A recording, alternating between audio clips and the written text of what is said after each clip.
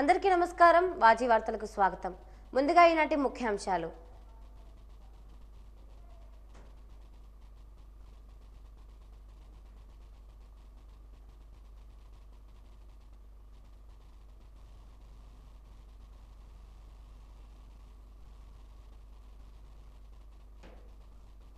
తమని స్పష్టం.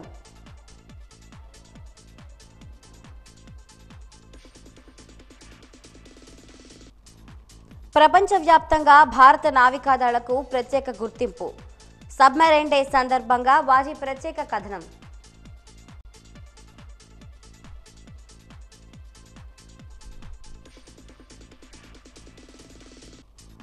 నెల్లిమర్లలో అన్నా క్యాంటీన్ను ప్రారంభించిన రాష్ట్ర మంత్రి కొండపల్లి శ్రీనివాసరావు. ప్రతి ఒక్కరూ సద్వినియోగం చేసుకోవాలని వెల్లడి.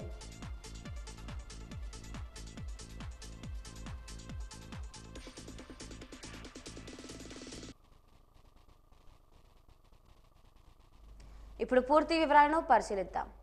సాలూరు పట్టణంలో పలు అభివృద్ధి కార్యక్రమాలకు రాష్ట్ర మహిళా శిశు సంక్షేమ శాఖ మరియు గిరిజన సంక్షేమ శాఖ మంత్రి గుమ్మడి సంధ్యారాణి శంకుస్థాపన చేశారు.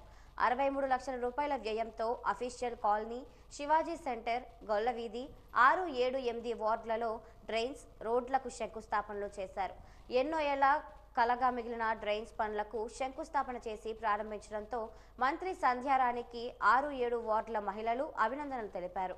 8వ వార్డులో స్వయంగా జేసీబీ వాహనం నడిపి పనులను మంత్రి ప్రారంభించారు.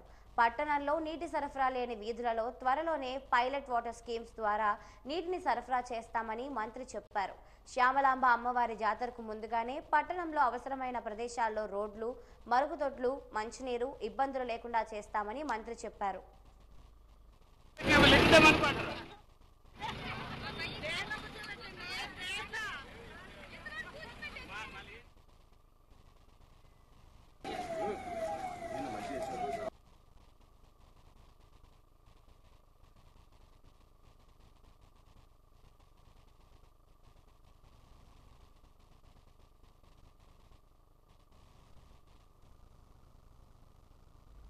రాష్ట్ర అభివృద్ధికి కూటమి ప్రభుత్వం చిత్తశుద్ధితో పనిచేస్తుందని రాష్ట్ర పౌర సరఫరాల శాఖ మంత్రి నాదెండ్ల మనోహర్ పేర్కొన్నారు. విజయనగరం వచ్చిన ఆయన మీడియాతో మాట్లాడారు. రానున్న రోజుల్లో మరింత ప్రగతి సాధిస్తామని స్పష్టం చేశారు. ధాన్యం కొనుగోలు కేంద్రంలో ఎలాంటి అవకతవకలు జరగకుండా రైతులకు సకాలంలో ధాన్యం బిల్లులు అయ్యే విధంగా చర్యలు తీసుకుంటున్నామన్నారు. గత ఏడాదితో పోలిస్తే ఈ ఏడాది ఎక్కువ మొత్తంలో ధాన్యం ప్రభుత్వం తీసుకోవడం జరిగిందని అన్నారు. రైతుల సంక్షేమమే ధ్యేయంగా పనిచేస్తున్నామన్నారు.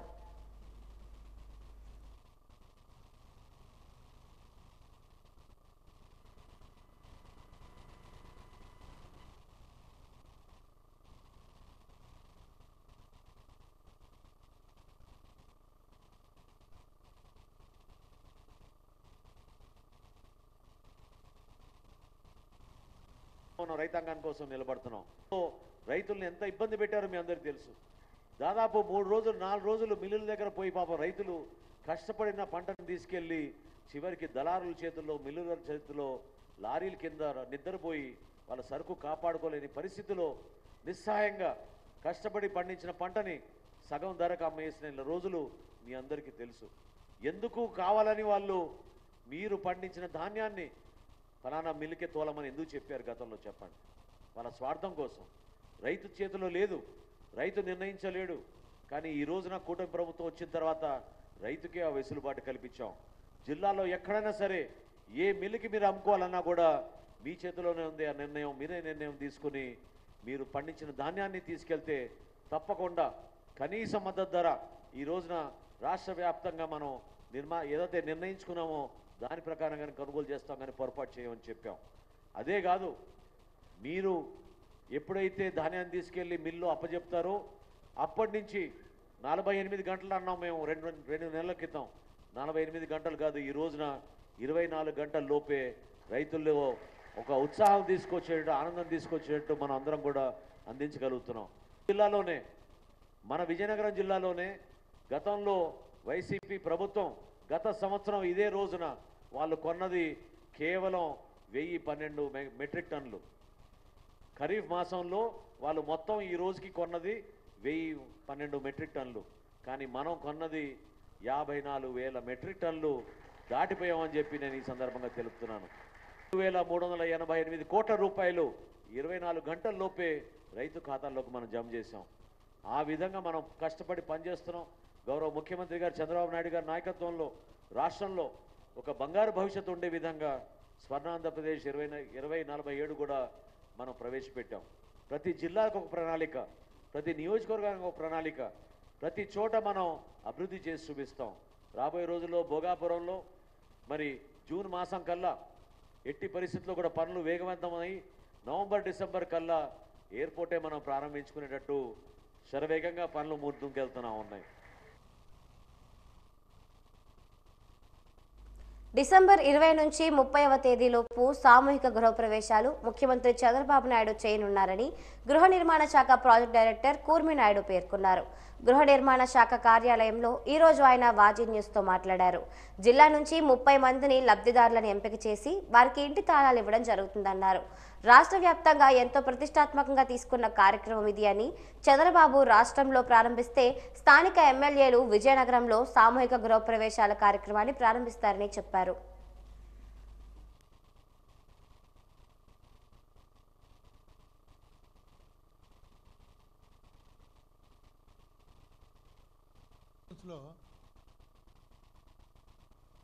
మనం స్టేట్లో ఫస్ట్ ప్లేస్లో ఉన్నామని 65% కంప్లీట్ అయింది.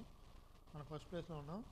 తర్వాత మనకు లక్షలు ప్రభుత్వం, మన రాష్ట్ర ప్రభుత్వం లక్షలు మా డిసెంబర్ సెకండ్ ఫార్ట్నైట్లో మనకి ఇనాగరేషన్ గృహప్రవేశాలు చేయడానికి నిర్ణయించడం జరిగిందండి. డేటింగ్ ఫిక్స్ అవ్వాలి. డిసెంబర్ 20 నుండి 31 తేదీ లోపల మనకి గృహప్రవేశాలు ఆనరబుల్ సీఎం గారు మనకి అది ఇంకా డేట్ ఫిక్స్ చేసి అక్కడ విజయవాడలో మెగా ప్రోగ్రాం చేయడం జరుగుతుంది. ఆ ప్రోగ్రాంకి ప్రతి జిల్లా నుండి కూడా 30 మంది లబ్ధిదారులు ఎవరైతే పూర్తి చేస్తారో వాళ్ళందరినీ విజయవాడలో పంపించడం జరుగుతుంది. ప్రతి జిల్లా నుండి అక్కడ ఆనరబుల్ సీఎం గారు వాళ్ళందరికీ కూడా ఇంటి తాళాలు అందజేయడం జరుగుతుంది. అది గృహప్రవేశాల కింద జరుగుతుంది. ఇక్కడ మరి అదే రోజు ఇక్కడ జిల్లాలో కూడా honourable MLAs, honourable public representatives ఇక్కడ లోకల్గా ప్రతి మండలంలో కూడా కార్యక్రమం తాళాలు అందజేయడం, తర్వాత ఇంటి తాళాలు అందజేయడం, తర్వాత గృహప్రవేశం రిబ్బన్ కట్ చేయడం అంతా కూడా ఆనరబుల్ ఎమ్మెల్యేస్ చేత సెలెక్టెడ్ వాళ్ళు సెలెక్ట్ చేసిన లేఅవుట్లో చేయడం జరుగుతుందండి గృహప్రవేశ కార్యక్రమం. తర్వాత ఈ 100 డిసెంబర్లో 1,00,000 ఇళ్ళు పూర్తి చేయడానికి టార్గెట్ ఇవ్వడం జరిగింది. అందులో మన జిల్లా వరకు, విజయనగరం జిల్లా వరకు 4,516 ఇళ్ళు మనకు టార్గెట్ ఇవ్వడం జరిగింది. ఇంతవరకు 3,125 ఇళ్ళు కంప్లీట్ చేసాం. 65% కంప్లీట్ అయిపోయింది. ఆనరబుల్ మినిస్టర్ గారు, మన లోకల్ మినిస్టర్ గారు మరియు కలెక్టర్ గారు తరచుగా రివ్యూలు చేస్తూ ఇవి కంప్లీట్ చేయమని మనకు ఆదేశాలు ఇచ్చున్నారు. కింద స్థాయి సిబ్బందికి అందరికీ, ఎండిఓలకి మాకు కూడా ఆదేశాలు ఇచ్చున్నారు. ఇవి మేము పూర్తి చేసిన పూర్తి స్థాయిలో డిసెంబర్ 20 లోపల మరి 100% చేస్తామండి. చేసి ఇంకెక్కడి నుండి కూడా మనం 30 మంది లబ్ధిదారులని ఆనరబుల్ మినిస్టర్ గారు, సెకండ్ కలెక్టర్ గారు సలహా మేరకు సెలెక్ట్ చేసి మనం విజయవాడ పంపడం జరుగుతుంది. అక్కడ ఆనరబుల్ సీఎం గారు చేతుల మీదుగా వాళ్ళకి తాళాలు ఇవ్వడం జరుగుతుందండి. చలికాలంలో పలు జాగ్రత్తలు వహించాలని ప్రభుత్వ సర్వజన ఆసుపత్రి చర్మ వ్యాధి నిపుణులు డాక్టర్ అజయ్ కుమార్ సూచించారు. మహారాజా సర్వజన ఆసుపత్రిలో ఈరోజు ఆయన వాజీ న్యూస్తో మాట్లాడారు. ఎక్కువగా ఫంగస్, స్కాబస్ లాంటి ఇన్ఫెక్షన్స్ వచ్చే అవకాశం ఉందన్నారు. వృద్ధాశ్రమాల్లోనూ, అనాథాశ్రమాలలోనూ, జైళ్లలోనూ చలికి ఒకే దుప్పట్లో 2-3 నిద్రించడం వల్ల ఒకరి నుంచి ఒకరికి చర్మ వ్యాధులు వచ్చే అవకాశం ఉందన్నారు. పొడి బట్టలు వేసుకోవాలన్నారు. తడి బట్టలు వేసుకోకూడదని సూచించారు. ఎలాంటి చర్మ వ్యాధులు వచ్చినా వెంటనే చర్మ వ్యాధి నిపుణులను సంప్రదించాలని సూచించారు.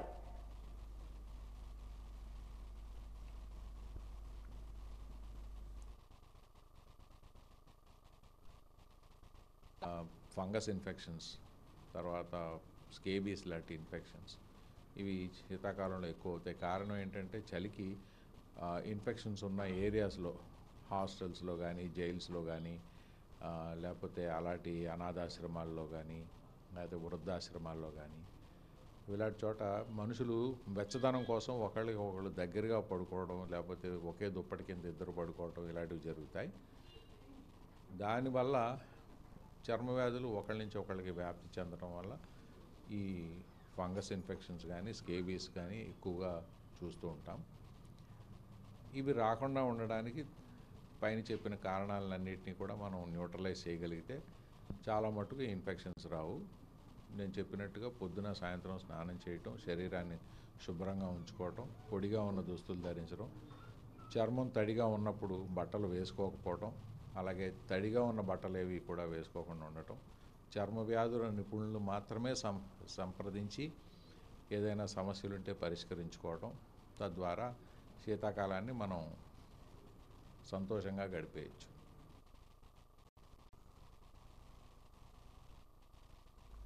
పట్టణంలోని టీటీడీ ప్రాంగణంలో ఈరోజు ఉదయం టీటీడీ దేవస్థానం హిందూ ధర్మ ప్రచార పరిషత్ సంయుక్త నిర్వహణలో గీతా జయంతిని పురస్కరించుకుని విద్యార్థులకు శ్రీమద్ భగవద్గీత శ్లోక పఠనం నిర్వహించారు.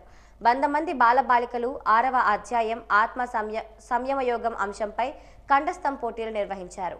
జూనియర్స్, సీనియర్స్ విభాగంలో జరిగిన ఈ పోటీల్లో విజేతలుగా శ్రీ చైతన్య స్కూల్ విద్యార్థిని కుంచనపల్లి వైష్ణవి ప్రథమ బహుమతి, ద్వితీయ బహుమతి ఎస్కోట రమణ స్కూల్ 9వ తరగతి విద్యార్థి ఎం రామహర్షిత, విజయనగరం అమర్ స్కూల్ 8వ తరగతి విద్యార్థినికి తృతీయ బహుమతి సాధించారు.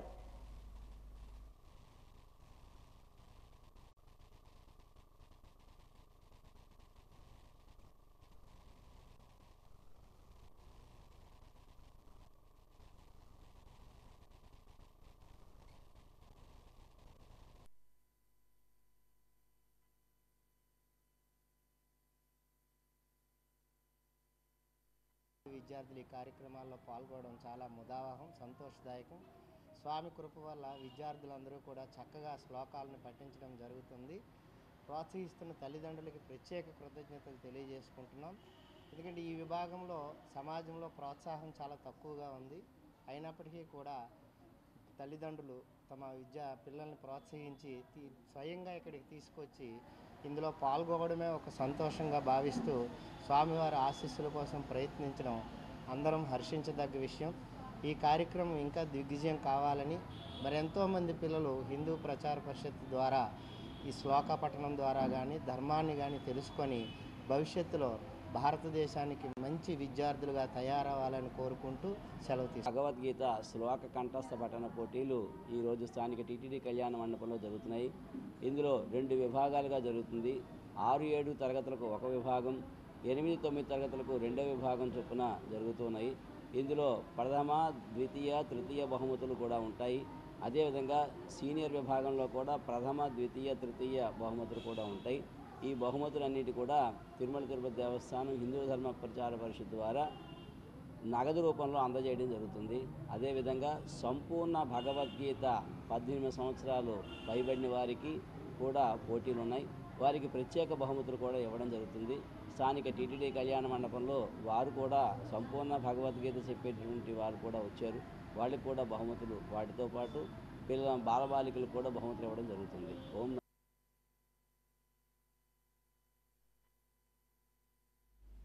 ఈ నెల 10వ తారీఖున గురజాడ కళాభారతిలో గుండమ్మక్క సూర్యకాంతం అభిమానం సంఘం ఆధ్వర్యంలో మన గుండమ్మ మనసున్న గయ్యాలి సూర్యకాంతమ్మ శత జయంతి సభ నిర్వహిస్తున్నట్లు సంస్థ అధ్యక్షుడు, కార్యదర్శులు ధవల సర్వేశ్వరరావు, ఈపు విజయ్ కుమార్లు తెలిపారు. పట్టణంలోని కొత్తపేట ఆర్య సోమయాజుల కాశీపతిరావు స్మారక భవనంలో నిర్వహించిన విలేకరుల సమావేశంలో మాట్లాడుతూ ఆ రోజు సాయంత్రం 5:30 కార్యక్రమాల్లో భాగంగా కుమారి నవ్య సూర్యకాంతమ్మ తెలుగింటి అత్తగారు డాక్యుమెంటరీ వీడియో ప్రదర్శన, సూర్యకాంతమ్మ ఏకపాత్రాభినయం జరుగుతాయని తెలిపారు.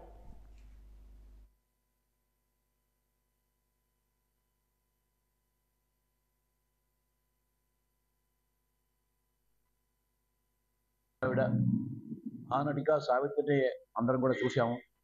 కానీ ఇంకా ఎందరో మంది మహానటులు ఉన్నారు. అందులోనే ఆమె పాత్రలో జీవిస్తూ అందరికీ కూడా అత్యంత ఆనందాన్ని కల్పిస్తూ మరి సినిమా లోకంలో విశేష పేరుగాంచినటువంటి సూర్యకాంతం గారి యొక్క శతజయంతి ఉత్సవాలు రాష్ట్రంలోనే పలు చోట్ల జరుగుతున్నాయి.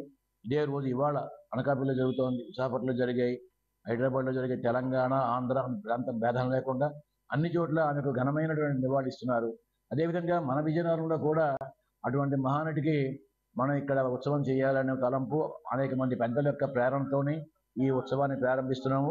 ముఖ్యంగా రేపు డిసెంబర్ 10వ తేదీన గురజాడ కళాభారతి సాయంత్రం 5:30 గంటలకి ప్రారంభమవుతుంది కార్యక్రమం నవ్యశ్రీ భరతనాట్యంతో. అదేవిధంగా మన పట్టణంలో విశేష పేరుగాంచినటువంటి నటీమణులతోనే ఏకపాత్రలు. అదేవిధంగా ఆ వేళ ముఖ్యంగా మాకు డిపిఆర్ఓ గారు, అదేవిధంగా ముఖ్యంగా మా ఉపాధ్యాయ ఎమ్మెల్సీ గారు రఘువర్మ గారు కూడా మా ఆహ్వానాన్ని మన్నించి ఇచ్చేయడం ఉన్నది మా అందరికీ ఎంతో సంతోషం. ఈ డిసెంబర్ 10వ తేదీన ఏర్పాటు చేయడం జరిగింది. ఈ సూర్యకాంతమ్మ అభిమాన సంఘం, గుండమ్మక్క సూర్యకాంతమ్మ అభిమాన సంఘం విజయనగరం పేరు పెట్టుకోవడం జరిగింది.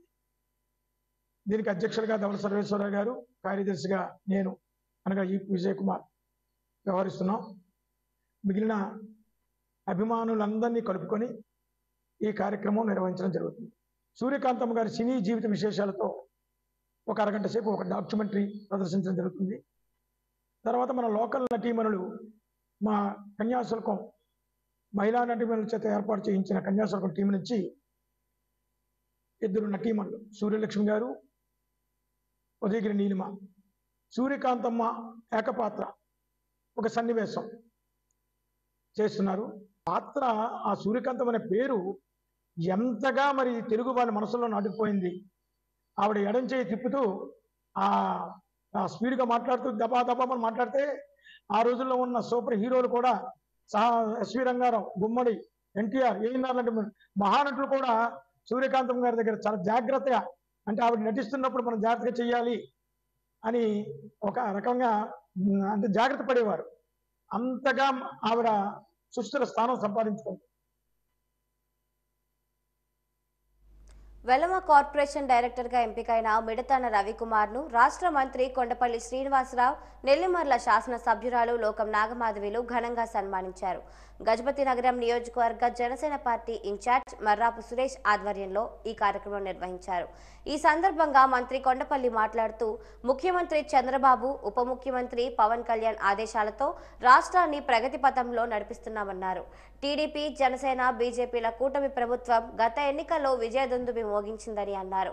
కార్యకర్తల సంక్షేమమే ధ్యేయంగా కూటమి ప్రభుత్వ నేతలు ఆలోచన చేసి కష్టపడిన ప్రతి కార్యకర్తకు మంచి గుర్తింపునిస్తున్నారన్నారు.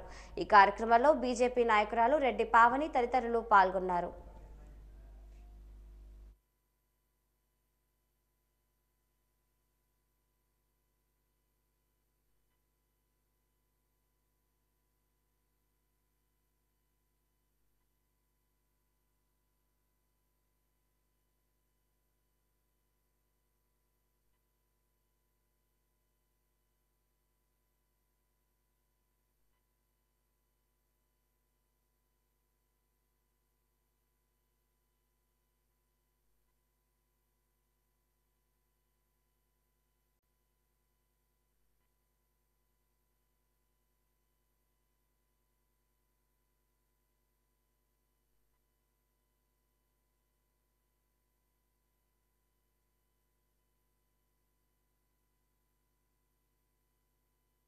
సంక్షేమం కూడా అవసరం అని భావించి ఈరోజు ఎన్డీఏ అలయన్స్ లో ఈరోజు తూర్పు కాపు కార్పొరేషన్ కానీ, అలాగే కాపు కార్పొరేషన్ కానీ, అలాగే కొప్పలవలమ కార్పొరేషన్ కానీ, వెల్ఫేర్ అండ్ డెవలప్మెంట్ కార్పొరేషన్ ఈరోజు మన రాష్ట్ర ప్రభుత్వం ఏదైతే కార్పొరేషన్ నియమించి చైర్మన్ గా, రాష్ట్ర డైరెక్టర్ గా ఈరోజు నియమించే అవకాశం, ప్రతి కులంలో కూడా వెనకబడుతనం ఉంది. ఈరోజు ఓసీల్లో వెనకబడుతనం ఉంది. ఈరోజు ఇప్పటికీ కూడా చాలా మంది సరైన చదువుకోలేక పరిస్థితులు ఉన్నారు. అలాగే గిరిజన ఏరియాలో, ఇలా ప్రతి ఏరియాలో, ప్రతి ప్రాంతాల్లో కూడా కులాలకు అతీతంగా ఈరోజు ప్రతి ఒక్కరికి కూడా సమస్యలు ఉన్నాయి. ఆ సమస్యను గుర్తించి ఈరోజు ఒక కార్పొరేషన్ చైర్మన్ అని, ఒక డైరెక్టర్లను నియమించడం చాలా చాలా గర్వంగా ఉంది. గత ప్రభుత్వ హయాంలో ఈ కార్పొరేషన్లన్నీ కూడా నిర్వీర్యం చేశాడు జగన్మోహన్ రెడ్డి. ఏ కార్పొరేషన్ కి కూడా ప్రాధాన్యం ఇవ్వలేదు. ఈ వెనుకబడిన కులాలకు ముఖ్యంగా అస్సలు ప్రాధాన్యత ఇవ్వకుండా, ఒక్క రూపాయి ఇవ్వకుండా, వాళ్ళు ఆర్థికంగా ముందుకు వెళ్లకుండా పూర్తిగా నొక్కేసి మళ్ళీ పేదలకి పెత్తందారులకి జరిగిన పోరాటం అని చెప్పి మాట్లాడడం మొదలెట్టాడు. కాబట్టి ఎన్డీఏ కూటమి ప్రభుత్వంలో ప్రతి ఒక్క కార్పొరేషన్ని గుర్తిస్తూ ఆ కార్పొరేషన్కి అర్హులైన వాళ్ళని నియమిస్తూ ఖచ్చితంగా ఆ కులాలకి న్యాయం జరగాలని, అలాగే ఆ వ్యవస్థకి న్యాయం జరగాలని, కులం ప్రాతిపదికనే కాదు వ్యవస్థ ప్రాతిపదికన కూడా మనం చాలా కార్పొరేషన్లు పెట్టుకుంటున్నాం. ఆ వ్యవస్థలకి న్యాయం జరగాలని ఈ రోజు ఎన్డీఏ కూటమి ప్రభుత్వం ప్రతి అడుగు వేస్తున్నది. కార్పొరేషన్లు కమ్యూనిటీ భవనాలు అవ్వచ్చు, లేకపోతే లోన్స్ అవ్వచ్చు, లేకపోతే ఎడ్యుకేషన్ లోన్ ఇవ్వడానికి వాటిని ఎక్కువగా యూజ్ చేసేవారు. అది కాకుండా ఇంకేం చేయొచ్చు అంటే ఫండింగ్ అనేది ఒక ఆస్పెక్ట్. కాకపోతే ఈరోజు రాష్ట్రం ఉన్న పరిస్థితుల్లో ప్రతి కార్పొరేషన్కి మనకు కావాల్సిన ఫండింగ్ మనకు రాకపోవచ్చు, కానీ కొత్తగా మనం ఏం ఆలోచన చేయొచ్చు అటు రాష్ట్ర ప్రభుత్వానికి మనం చేయూతను కల్పించాలి. అలాగే ఇక కార్పొరేషన్ కూడా మనం డెవలప్ చేయడానికి మనం ఎటువంటి ఒక ఆలోచన తీసుకొచ్చి మనం పెట్టగలిగితే, ఎందుకంటే మన ఎలక్షన్ ముందు మన తూర్పు కాపు కమ్యూనిటీకి, లేకపోతే వెలమ కమ్యూనిటీ, కుప్పల వెలమ కమ్యూనిటీకి ఏం బాగుంటుందని మనం ఒక మేనిఫెస్టో ఇచ్చాం. ఎందుకంటే మనంతా కార్యాచరణ చేసే ఇచ్చాం. అలాంటి కార్యాచరణలో మీ లీడర్షిప్లో ఒక కొత్త ఐడియా మీరు ఇవ్వగలిగితే ఖచ్చితంగా ముఖ్యమంత్రి వారు ఖచ్చితంగా దాన్ని అమలు చేస్తారు. ఎందుకంటే ఈరోజు కార్పొరేషన్ అంటే మీకు ఈరోజు కమ్యూనిటీలో ఈ పదవులు ఇస్తున్నారంటే మీరు వాళ్ళ పట్ల, ఆ కమ్యూనిటీ పట్ల ఒక కొత్త ఆలోచన తీసుకొచ్చి వాళ్ళ అభివృద్ధి కోసం మనం ఎలాగైతే మీరు కార్యాచరణ చేయాలో దాని ఒక సిస్టమాటిక్ విధంగా మీరు కార్యాచరణ చేయండి. ఖచ్చితంగా ప్రభుత్వం మీతో పాటు ఉంటుంది. నెల్లిమర్ల నగర పంచాయతీలో అన్నా క్యాంటీన్ను రాష్ట్ర మంత్రివర్యులు కొండపల్లి శ్రీనివాసరావు ప్రారంభించారు. ఆ పరిసర ప్రాంతాల్లో పట్టెడు అన్నం పెట్టాలనే ఆలోచనతో ఈ ప్రాంత నాయకులు రాష్ట్ర ముఖ్యమంత్రి నారా చంద్రబాబు నాయుడు, ఉప ముఖ్యమంత్రి పవన్ కళ్యాణ్ ఆదేశాల మేరకు ఎంతో అట్టహాసంగా ప్రారంభించారు. ప్రతి ఒక్కరూ సద్వినియోగం చేసుకోవాలని ఆయన కోరారు. అన్నా క్యాంటీన్ ప్రారంభించిన మొట్టమొదటి రోజున అల్పాహారం నాయకులు, పేదలు కలిసి సేవించారు. ప్రభుత్వం పేదల సంక్షేమాన్ని దృష్టిలో పెట్టుకుని ఇటువంటి కార్యక్రమాలు చేస్తున్నదని, అన్నా క్యాంటీన్ ద్వారా పేదలు భోజనం చేయాలని అన్నారు. ఎమ్మెల్యే లోకం Nagamadhavi, AP Markfed chairman Karrothu Bangararaju, TDP senior నాయకులు సువ్వాడ రవిశేఖర్, మాజీ ఎంపీపీలు కంది చంద్రశేఖర్ రావు, సువ్వాడ వనజాక్షి, నెల్లిమర్ల టీడీపీ పార్టీ అధ్యక్షులు కడగల ఆనంద్ కుమార్, నాయకులు, కార్యకర్తలు పెద్ద ఎత్తున పాల్గొన్నారు.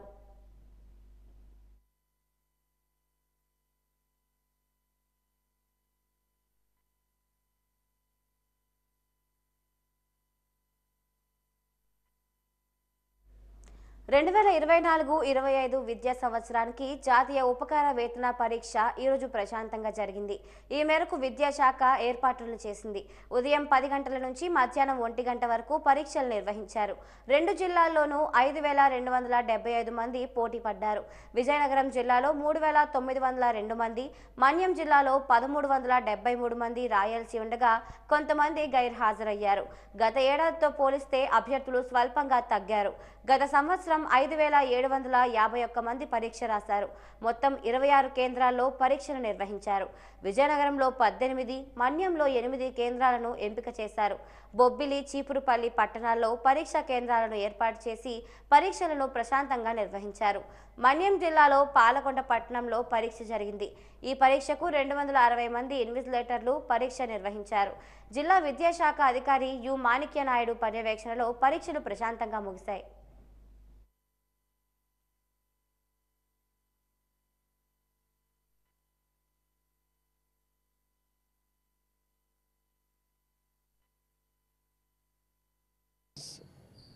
అండ్ మెరిట్ స్కాలర్షిప్ ఎగ్జామినేషన్స్ ఈరోజు రాష్ట్ర వ్యాప్తంగా జరుగుతూ ఉన్నాయి.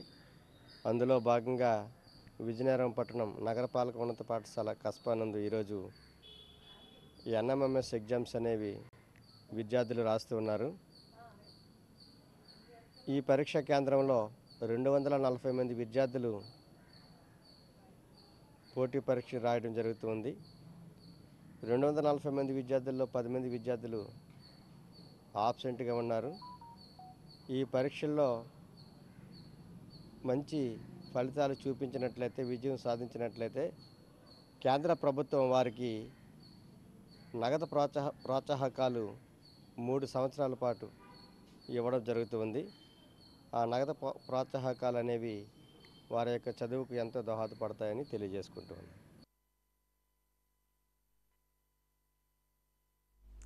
మహాత్మా గాంధీ జాతీయ గ్రామీణ ఉపాధి హామీ పథకం నిర్వీర్యం చేస్తే సహించేది లేదని విజయనగరం మండల పరిషత్ అధ్యక్షుడు మామిడి అప్పలనాయుడు హెచ్చరించారు.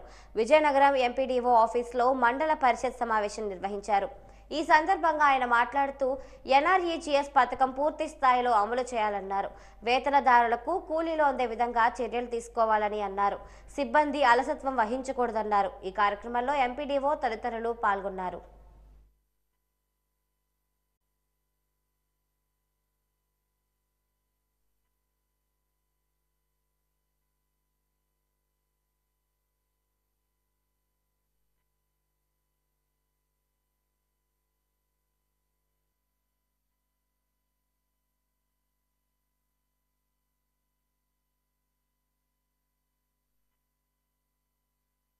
జరిగింది. ఈ సమావేశం ముఖ్య ఉద్దేశం ఎన్ఆర్ఈజీఎస్ యాక్ట్ 2005 యథాతథంగా ఖచ్చితంగా అమలు చేయాలని, రాష్ట్ర ప్రభుత్వం ఏదైతే ఈ చట్టాన్ని బేస్ చేసుకొని ఇచ్చిన సర్క్యులర్లు కానీ జీవోలను కానీ యథాతథంగా ఖచ్చితంగా అమలు చేయాలని, దీనికి నిబంధనలకు విరుద్ధంగా కానీ అలాగే ఎన్ఆర్ఈజీఎస్ యాక్ట్కి సంబంధించి ఆ యాక్ట్ అమలు చేయటంలో ఏదైనా చిత్తశుద్ధి లోపించడం కానీ జరిగితే అటువంటి సంబంధిత అధికారులపై తక్షణమే చర్యలు తీసుకోవడానికి మండల పరిషత్ నుండి తగు విధంగా సంబంధిత అధికారులకు ఆ చర్యల కోసం సిఫారసు చేయడం కోసం నిర్ణయం తీసుకోవడం జరిగింది. అలాగనే ఈ యాక్ట్కి సంబంధించి ఖచ్చితంగా అమలు కాని పక్షంలో అవసరమైతే న్యాయ పోరాటం చేయటం కోసం కూడా మండల పరిషత్ నుండి నిర్ణయం తీసుకోవడం జరిగింది. ఉపాధి హామీ చట్టం అంటే ఇది స్వాతంత్ర్యం వచ్చిన 75 సంవత్సరాల్లో ఈ దేశంలో పార్లమెంట్లో ఏదైనా ఒక మంచి చట్టం, ప్రజలకు ఉపయోగపడే చట్టం, పల్లెల కోసం గుర్తించి గౌరవించి పల్లెల అభివృద్ధి కోసం చేసిన చట్టం ఏదైనా ఉంది అంటే అది ఉపాధి హామీ చట్టం మాత్రమే.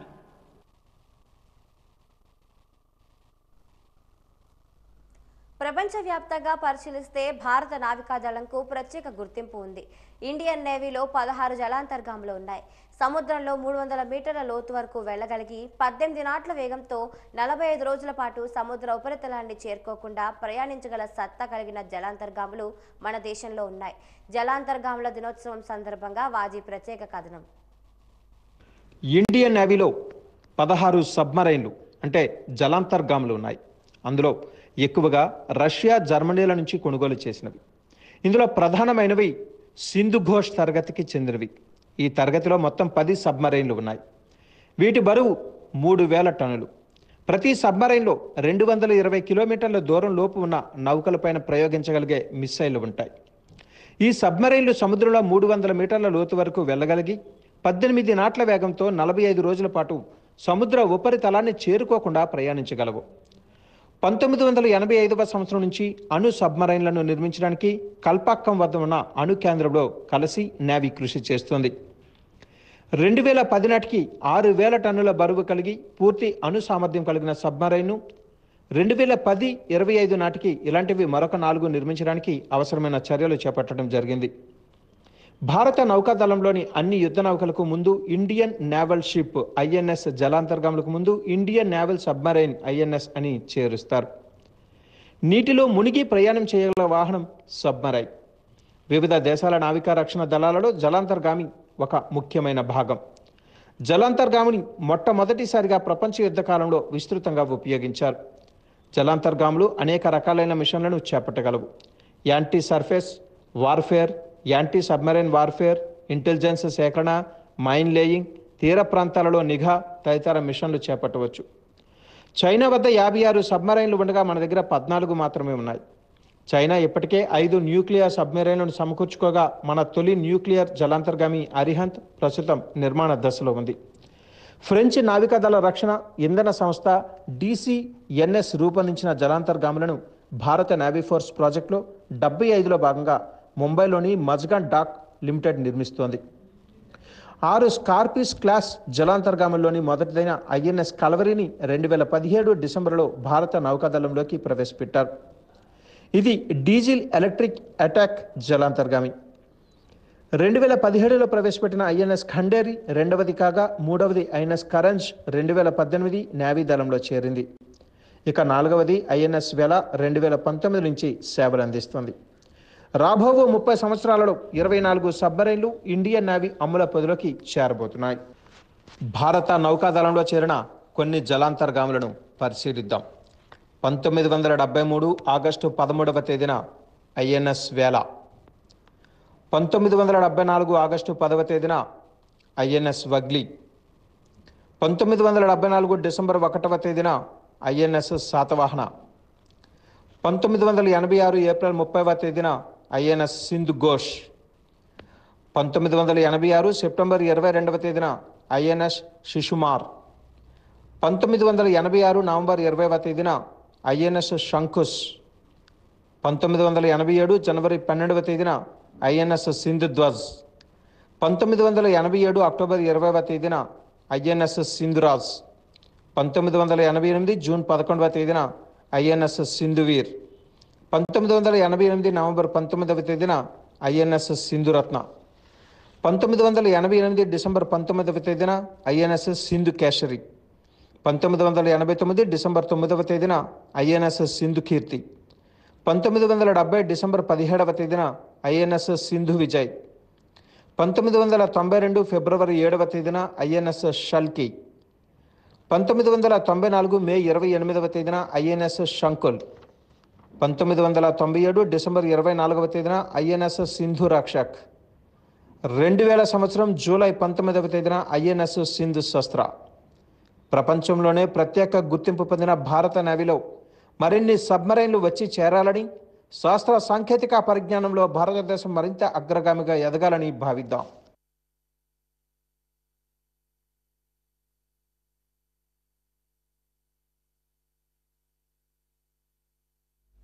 వాజీ వార్తలు ముగిసే ముందు ముఖ్యాంశాలు మరొకసారి.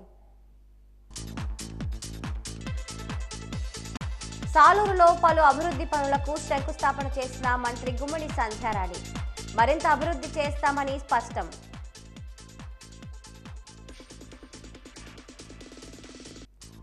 ప్రపంచవ్యాప్తంగా భారత నావికాదళంకు ప్రత్యేక గుర్తింపు. సబ్మెరైన్ డే సందర్భంగా వాజీ ప్రత్యేక కథనం.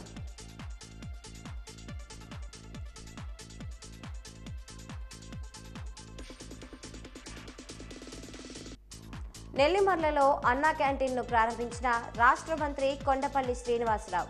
ప్రతి ఒక్కరూ సద్వినియోగం చేసుకోవాలని వెల్లడి.